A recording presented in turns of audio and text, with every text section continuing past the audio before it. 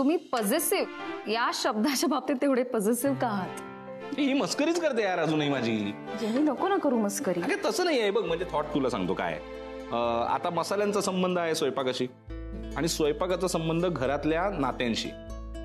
बरोबर आहे. आता नाती म्हटल्यावर पॉझिटिव्हनेस येतोच ना. अरे बापरे.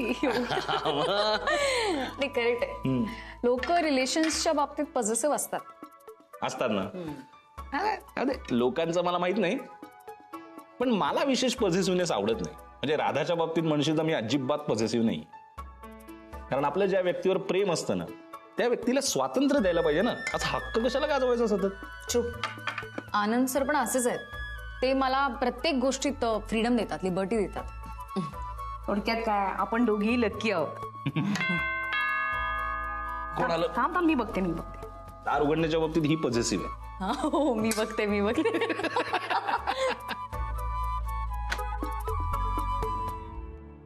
श्रेयस तू.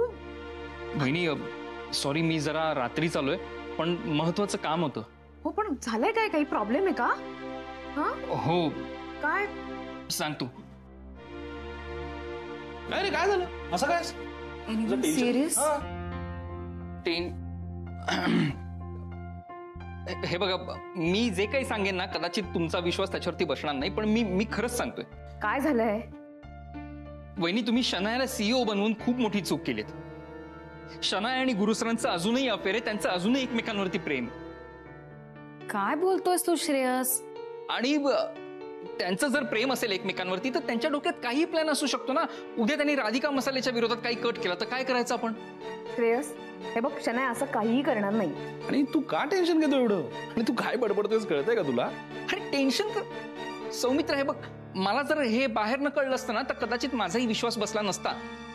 पण मी खरं सांगतोय तुम्हाला. हे बघ, तुझा काहीतरी गैरसमज होतोय. अहो वहिनी, मी स्वतः ऐकलंय. काय? आज आपण जे काही फोटो शूट केलं त्याचे फोटोज मी बघत होतो आता, आणि शनायाचे फोटो चांगले आले म्हणून मी तिला अप्रिशिएट करण्यासाठी फोन केला. मग तुझ्याबद्दल एवढं प्रेम आहे मला म्हणून मी बोलतोय ना हे सगळं. माझा तरी विश्वास बसत नाही. वहिनी, मी खरंच सांगतोय. ऐक, आता आपण या विषयावरती नको बोलूया. आता बोलायचं ना ते उद्याला ऑफिसमध्ये शनायाच्या समोर, ठीक आहे? अहो पण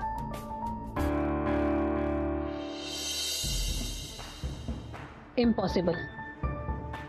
तो केडी मला गुरुच्या बाबतीत जे काही सांगून गेला ते मला इम्पॉसिबलच वाटतंय. म्हणजे गुरु माझ्या बरोबर असं वागूच शकत नाही. मी पण ना, मी उगाच डिस्टर्ब होते. त्यापेक्षा मी गुरुलाच कॉल करून विचारते ना. या दॅट्स बेटर. माझं ठरलंय बच्चा. मी काय करणार आहे, यातले ना काही 2-4 सिलेक्टेड फोटोज घेऊन ते असे एनलार्ज करून इकडे त्याचे पोर्ट्रेट्स लावणार. एक ब्लॅक अँड व्हाईट इथे, एक घे, छोटूचाच फोन असेल. घे. हा, तिचाच फोन आहे, काय त्याच्यात काय लपवायचं आहे? तिचाच फोन आहे. पण मी आज तिला स्पष्ट सांगणार आहे. मी आज शनाया बरोबरच राहणार. मी लगेच सांगणार. बाबा तुझी मर्जी, मी काय बोलणार आता? अरे प्लीज तू पण. मी आलोच, लगेच सांगून आलो. हा बोल माया. कुठे आहेस? बोल ना, काय काम होतं, बोल ना. मी विचारलं कुठे आहेस? हे इथेच आहे. मी इथेच आहे. इथे म्हणजे कुठे गुरु? अगं मी घरी आहे आणि आज मी आत्ताच्या आता इथे निघून ये. काय पण काय झालं? काही प्रॉब्लेम आहे का माया? मला काही झाल्यावरच येणार आहेस का? तसं नाही, पण नाही. मग शनायाला तिकडे काही झालंय म्हणून तिथे गेलायस का? Don't do this with me guru. I am warning you for the first and very last time. Okay? हे बघ, तुला माझ्यापेक्षा शनाया जास्त आवडत असेल तसं क्लिअर कट सांग. Tell me on my face. पण ही अशी लग्नाची खोटी नाटकं करायची अजिबात गरज नाही. I don't like fake promises. तू आत्ताच्या आता इथे आला नाहीस तर मग मी समजून जाईन मला जे समजायचं ते. Getting it? माया ऐक ना, तू माझं ऐकून तरी घे ना प्लीज. बाय मिस्टर सुभेदार. माया काय छोटू चिडली वाटतं तुझ्यावर? नाही छचू, माया जाऊ दे जा तिच्याकडे.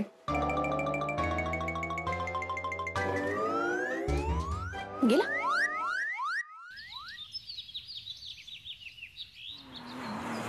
ओम नमः शिवाय, ओम नमः शिवाय, ओम नमः शिवाय, ओम नमः शिवाय, ओम नमः शिवाय, ओम नमः शिवाय.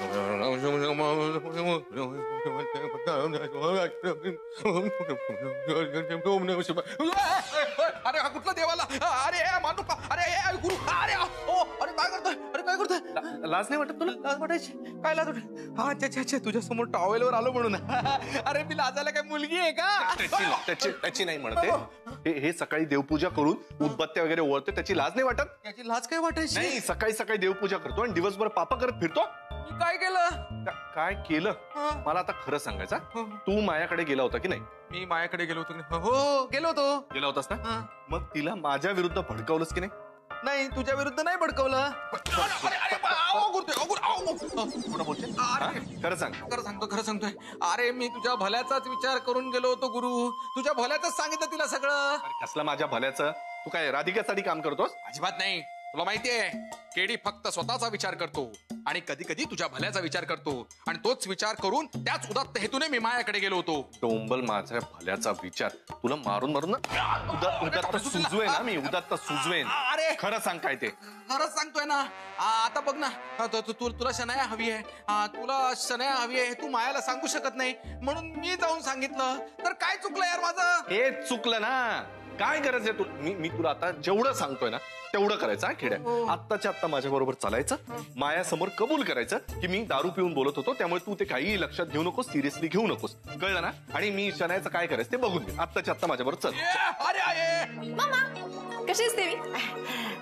चलो बेबी, मला सांग, तुला सौमित्र कसा वाटतो? हे काय बोलतेस ग? मी काय विचारते, तू काय विचारते? तसं नाही, म्हणजे सौमित्र तुला असा भावासारखा वाटतो का? काय बोलतेस तू? अगं म्हणजे तुला असं वाटत नाही का तुला एखादा असा भाऊ असावा की जो तुला हवं नको ते बघेल, तुझी काळजी घेईल, तुझ्यावर प्रेम करेल, माया करेल? माया नको. बरोबर, ते माया नको. म्हणजे जो तुला हवं नको ते बघेल आणि तू असं काहीतरी चुकीचं वागली की असं चौपट मारेल, पण तुझे तेवढेच लाड करेल, असा एखादा भाऊ असं तुला वाटत नाही का? मम्मा काय चाललंय तुझं? डॉक्टरांकडे जायचंय का? नाही, डॉक्टरची गरज नाहीये, मी बरी आहे. मग असं का बोलतेस काहीतरी? आता असं सांगू तुला शनू बेबी, तुला असं वाटत नाही का तुला एखादा भाऊ असावा? आता तसं नाही ग, म्हणजे तुला एखादा मोठा भाऊ असावा असं वाटत नाही का तुला? आता माझ्या जन्मानंतर मोठा भाऊ कसा येईल? तुला सरळच सांगते, तुला सौमित्र सारखा एखादा असा मोठा भाऊ असावा असं वाटत नाही का? बघ मी काय म्हणते शनू बेबी, राधिका आता तुझी फ्रेंड झालीच आहे, हा तर तू सौमित्राला भाऊ मानून टाक. काय वाटतंय? आता हसायला काय झालं एवढं?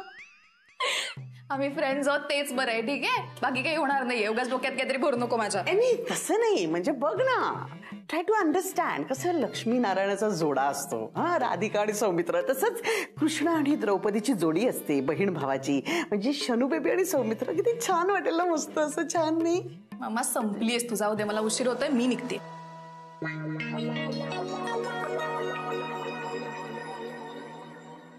पाहिलं ना कशी वागते माझ्याशी, ऐकूनच घेत नाही माझं.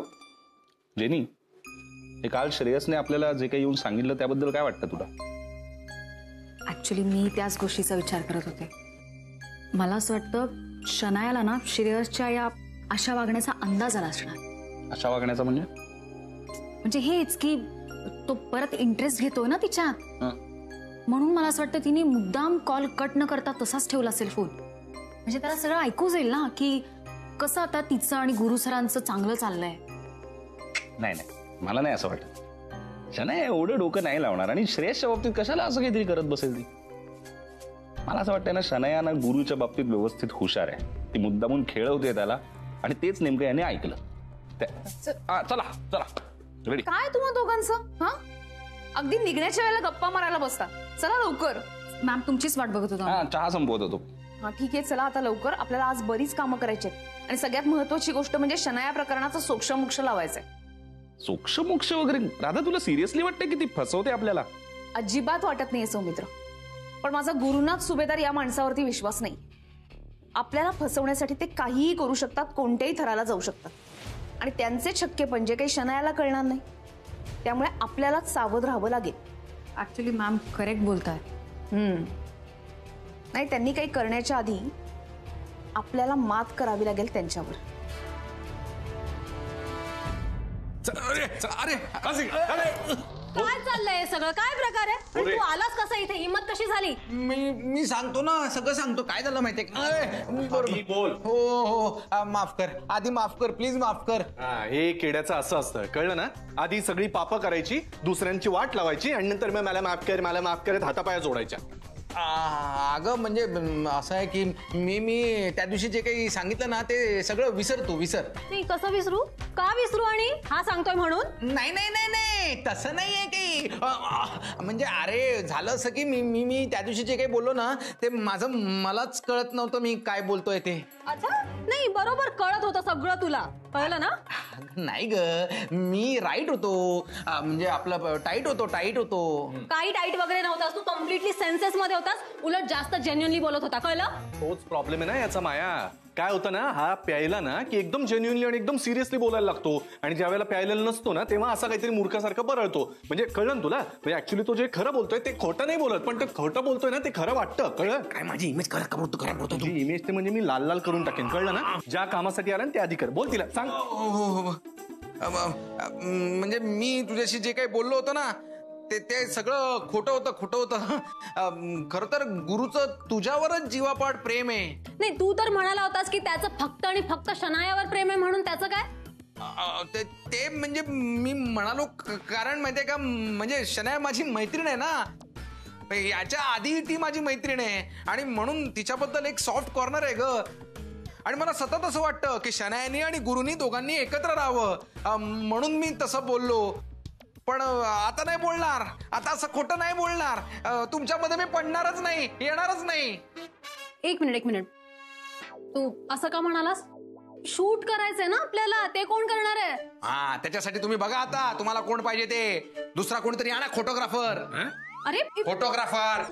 हॅलो, हा असं डिच कसं करू शकतो आपल्याला? गुरु आपण कसं अरेंज करायचं 11th ला फोटोग्राफर? शांत हो, त्याला जाऊ दे. त्याचं काय एवढं महत्वाचं? त्याला वाटेल तेव्हा धरून आणता येईल. मला आधी महत्वाचं सांग, तुझ्या मनातलं सगळं कन्फ्युजन क्लिअर झालंय का? सगळं मेस करून टाकलाय. गैरसमज दूर झालेत का डोक्यातले? की त्याला आणू परत बोलून? सगळं ओके, क्लिअर आहे? मग आता काही राग नाहीये ना मनात? नाही. फोटोशूट करायचं ना आपल्याला?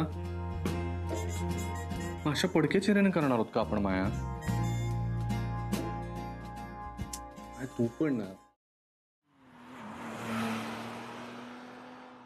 Good morning everybody. Good morning. वा, चक्क ऑफिसला पोहोचले. भारी. मॅम, तुम्ही ऑफिससाठी घरातून निघाल्यावर ऑफिसमध्येच येणार ना? अगं मी आत्ता ना बेडमध्ये असते, कुठेतरी मस्त ऑस्ट्रेलिया किंवा इंडोनेशिया मस्त स्वप्नात फिरत असते. 11 शिवाय मी इंडियात परत येत नाही. पण सगळे आहेत कुठे यार? आज तर मी चक्क तो पन्नूच्या आधी पोहोचले. पन्नू कुठे? आले ना कसं?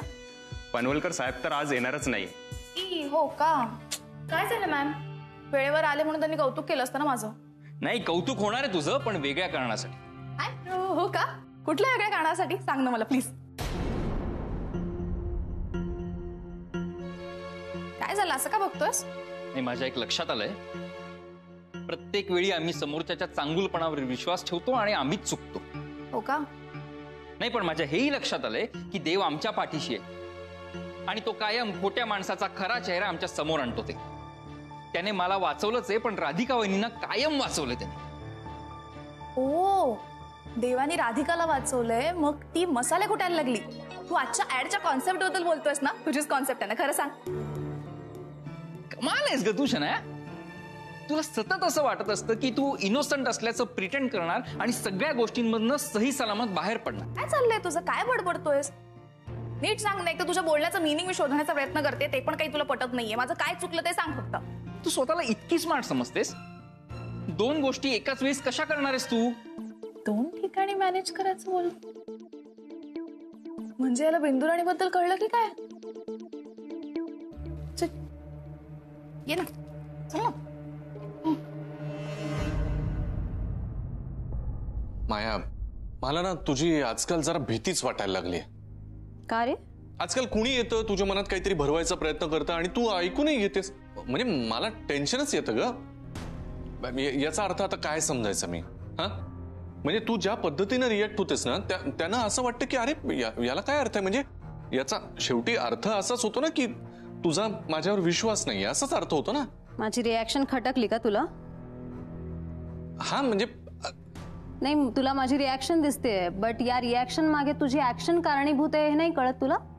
म्हणजे okay fine, let me elaborate. एकाच वेळी 2 दगडांवर पाय ठेवायचा नाही का आपल्याला? शनायाला सुद्धा सोडवत नाहीये, माया सुद्धा हवी आहे, राईट? माया कम ऑन यार, काय बोलतेस तू? तुला माहिती आहे खरं नाहीये, आपण बोललोय याबद्दल. असं नाहीये माया. ठीक आहे, ठीक आहे. आपल्या शॉपिंगची लिस्ट आहे ही. हे सगळं घे आणि संध्याकाळी मला भेट. आज मी तुला ऑफिसला सुट्टी देते. ओके? अगं 1 मिनिट, पण ही कसल्या शॉपिंगची लिस्ट आहे? वाच ना. आपल्या फोटोशूटसाठी लागणारी कॉस्ट्युम लिस्ट आहे आणि अजून काही ॲक्सेसरीज. सी, मला आपल्या शूटमध्ये अजिबात कॉम्प्रोमाइज करायचं नाहीये. It has to be best, you know. हे सगळं घे आणि संध्याकाळी भेट मला. काय? Bye bye.